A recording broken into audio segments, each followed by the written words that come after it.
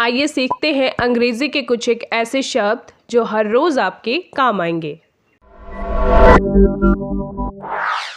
पहला शब्द है ओवरनाइट। ओवरनाइट, ओवरनाइट का मतलब होता है रातों रात। जैसे अगर आपको कहना है नॉवल ने उसको रातों रात प्रसिद्ध कर दिया, तो इसे इंग्लिश में कहेंगे the novel made her famous overnight. The novel made her famous overnight.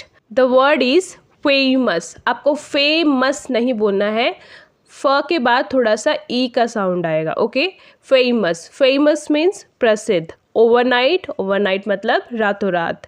Next word is initially. Initially का मतलब होता है शुरू में। फॉर एग्जाम्पल, उसकी बीमारी की शुरू में ही पहचान हो गई। His illness was initially diagnosed. His illness was initially diagnosed.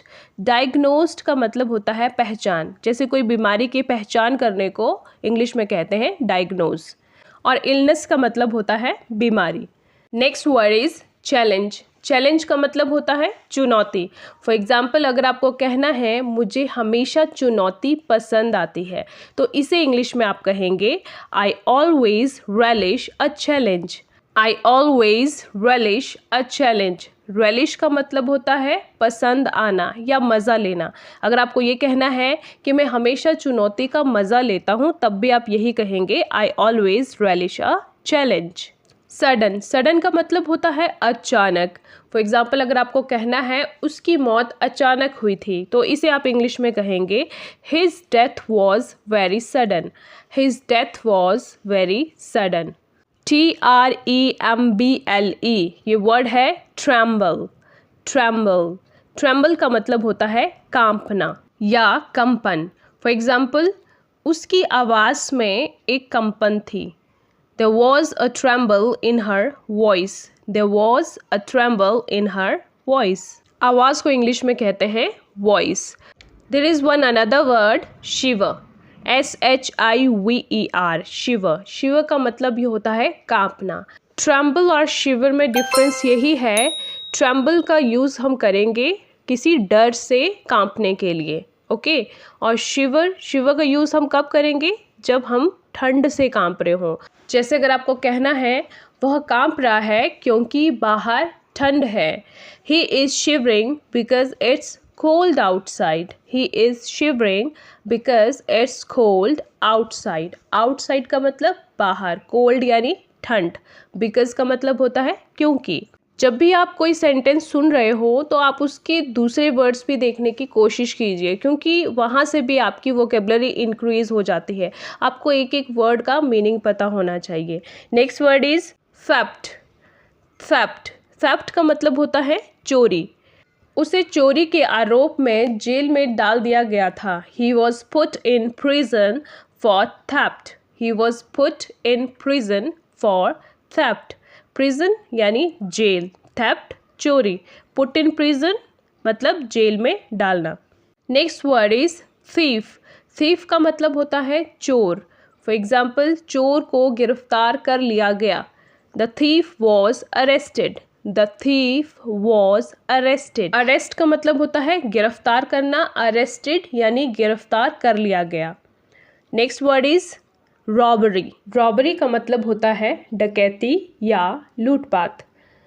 डकैती एक आपराधिक कृत्य है। Robbery is a criminal act. Robbery is a criminal act. Criminal यानी अपराधी, क्रिमिनल एक्ट यानी आपराधिक कृत्य। प्रिडिक्शन। प्रिडिक्शन। प्रिडिक्शन का मतलब होता है भविष्यवाणी। उसकी भविष्यवाणी सही थी। His prediction was right. His prediction was right. Right यानी सही। Next word is miracle. इसे आप मिरेकल नहीं पढ़ेंगे, ये वर्ड है मिरेकल। मिरेकल का मतलब होता है चमत्कार। फॉर एग्जाम्पल, अगर आपको कहना है उसकी ज़िंदगी एक चमत्कार से बच गई, तो इसे आप इंग्लिश में कहेंगे His life was saved by a miracle. His life was saved by a miracle. Arrogant. Arrogant का मतलब होता है घमंडी। वह ना केवल घमंडी है बल्कि स्वार्थी भी है। He is not only arrogant but also selfish. He is not only arrogant but also selfish. स्वार्थी को इंग्लिश में सेल्फिश कहते हैं। Next word is fictional. Fictional, fictional का मतलब होता है काल्पनिक। होमलेस एक बहुत ही प्रसिद्ध काल्पनिक किरदार है। Homeless is a popular fictional character. Homeless is a popular fictional character. Popular का मतलब भी होता है प्रसिद्ध। फिक्शनल यानी काल्पनिक किरदार या पात्र को इंग्लिश में कहते हैं character. Next word is freak. Freak का मतलब होता है सनकी। जो इंसान सनकी होता है उसे हम इंग्लिश में कहते हैं फ्रीक। एग्जाम्पल देखिए, लोग सोचते हैं कि वह एक सनकी है। People think she is a freak. People think she is a freak. Next word is superstition. Superstition का मतलब होता है अंधविश्वास। एग्जाम्पल देखिए, यह केवल एक अंधविश्वास है कि अगर आप सीढ़ी के नीचे चलते हैं तो यह दुर्भाग्य लेकर आता है।